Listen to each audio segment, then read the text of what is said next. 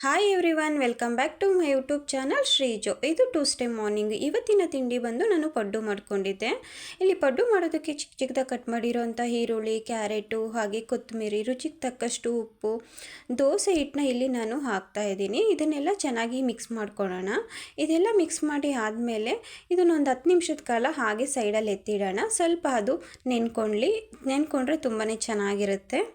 ಹಾಗೆ ಇನ್ನೊಂದು ಕಡೆ ನಾವು ಚಟ್ನಿಗೆ ರೆಡಿ ಮಾಡ್ಕೊಳ್ಳೋಣ. ಚಟ್ನಿ ಮಾಡೋದಕ್ಕೆ ಇಲ್ಲಿ ಒಂದು ಜಾರಲ್ಲಿ ಟಮಟೆ ಹಣ್ಣು, ಹಾಗೆ ಈರುಳ್ಳಿ, ಸ್ವಲ್ಪ ಬೆಳ್ಳುಳ್ಳಿ, ಸ್ವಲ್ಪ ಜೀರಿಗೆ, ಹಾಗೆ ರುಚಿಗೆ ತಕ್ಕಷ್ಟು ಉಪ್ಪು, ಸ್ವಲ್ಪ ಖಾರ ಹಾಕಿ ರುಬ್ಕೊತಾ ಇದ್ದೀನಿ. ಇದೆಲ್ಲ ಹಾಕಿ ನಾವು ರುಬ್ಲೇಬೇಕು, ಆವಾಗಲೇ ತುಂಬ ರುಚಿಯಾಗಿರುತ್ತೆ.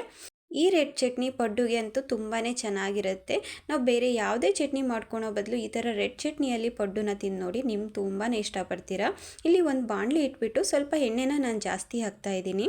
ನಾವು ರುಬ್ಬಿರೋ ಅಂಥ ಮಿಶ್ರಣನ ಹಾಕಿ ಹಾಗೆ ಸ್ವಲ್ಪ ನಾವು ನೀರನ್ನ ಹಾಕಿಬಿಟ್ಟು ಚೆನ್ನಾಗಿ ಕುದಿಸ್ಬೇಕು. ಎಣ್ಣೆ ಬಿಡೋವರೆಗೂ ಕುದಿಸ್ಬೇಕು, ಆವಾಗ ತುಂಬ ಚೆನ್ನಾಗಿರುತ್ತೆ.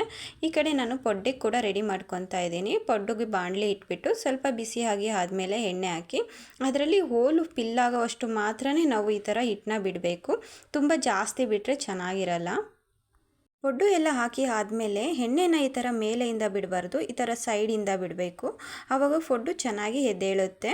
ಲಿಡ್ನ ಕ್ಲೋಸ್ ಮಾಡಿ ಒಂದು ಅರ್ಧ ನಿಮಿಷ ಬಿಟ್ಟು ನಾವು ಓಪನ್ ಮಾಡಿದ್ರೆ ಕ್ಲೀನಾಗಿ ಕೆಳಗಡೆ ಕೂಡ ಬಾಯ್ಲ್ ಆಗಿರುತ್ತೆ. ನೋಡಿ ಎಷ್ಟು ಚೆನ್ನಾಗಿದೆ. ಈಗ ನಾವಿದು 2 ಸ್ಪೂನ್ ಸಹಾಯದಿಂದ ಈ ಥರ ಉಲ್ಟಾ ಮಾಡ್ಕೊಳ್ಳೋಣ. ನೋಡಿ ಎಷ್ಟು ಕ್ಲೀನಾಗಿ ಬರ್ತಾ ಇದೆ. ಎಣ್ಣೆ ನಾವು ಸೈಡಲ್ಲಿ ಹಾಕೋದ್ರಿಂದ ಚೆನ್ನಾಗಿ ಬರುತ್ತೆ. ಪಡ್ಡು ಬಂದುಬಿಟ್ಟು ಮಾರ್ನಿಂಗ್ ತಿಂಡಿ, ಲೈಟ್ ವೆಯ್ಟ್ ತಿಂಡಿ ಅಂತಲೇ ಹೇಳ್ಬೋದು. ಡಯಟ್ ಮಾಡೋರಿಗೂ ಅಷ್ಟೇ ಇದು ತುಂಬಾ ಈಸಿಯಾಗಿ ಮಾಡ್ಕೊಬೋದು ಮತ್ತು ಇದರಿಂದ ತುಂಬ ಉಪಯೋಗ ಕೂಡ ಇದೆ. ಯಾಕಂದರೆ ಇದಕ್ಕೆ ವೆಜಿಟೇಬಲ್ಸ್ ಎಲ್ಲ ಹಾಕಿರ್ತೀವಲ್ವ, ತುಂಬಾ ಚೆನ್ನಾಗಿರುತ್ತೆ ಡಯಟ್ ಮಾಡೋರಿಗೆ. ಹಾಗೆ ಈ ಕಡೆ ನಮ್ಮ ಚಟ್ನಿ ಕೂಡ ರೆಡಿಯಾಗಿದೆ. ನೋಡಿ ಇಷ್ಟು ತಿಕ್ಕಾಗಿ ನಾವು ಆಗೋವರೆಗೂ ಇದನ್ನು ಚೆನ್ನಾಗಿ ಬಾಯ್ಲ್ ಮಾಡ್ಕೊಬೇಕು. ಸೈಡಲ್ಲಿ ಎಣ್ಣೆ ಕೂಡ ಎಷ್ಟು ಚೆನ್ನಾಗಿ ಬಿಟ್ಕೊಂಡಿದೆ. ಈ ಕಡೆ ಪಡ್ಡು ಕೂಡ ಆಗಿದೆ. ನೋಡಿ ಎಷ್ಟು ಚೆನ್ನಾಗಿದೆ. 2 ಕಡೆ ಕ್ಲೀನಾಗಿ ಬೆಂದಿದೆ. ಸೊ ನಾವು ಈ ಥರ ಲೋ ಫ್ಲೇಮಲ್ಲಿ ಮಾಡ್ಕೊಳೋದ್ರಿಂದ ಯಾವುದೇ ಕಾರಣಕ್ಕೂ ಸೀದೋಗಲ್ಲ. ರುಚಿನೂ ಅಷ್ಟೇ ತುಂಬಾ ಚೆನ್ನಾಗಿರುತ್ತೆ. ಹಾಗೆ ರೆಡ್ ಚಟ್ನಿ ಪಡ್ಡು 2 ಕಾಂಬಿನೇಷನ್ ಅಂತೂ ತುಂಬ ಚೆನ್ನಾಗಿರುತ್ತೆ. ನೀವು ಕೂಡ ಒಂದ್ಸಲ ಟ್ರೈ ಮಾಡಿ ನೋಡಿ. Thank you for watching all. Please subscribe my YouTube channel.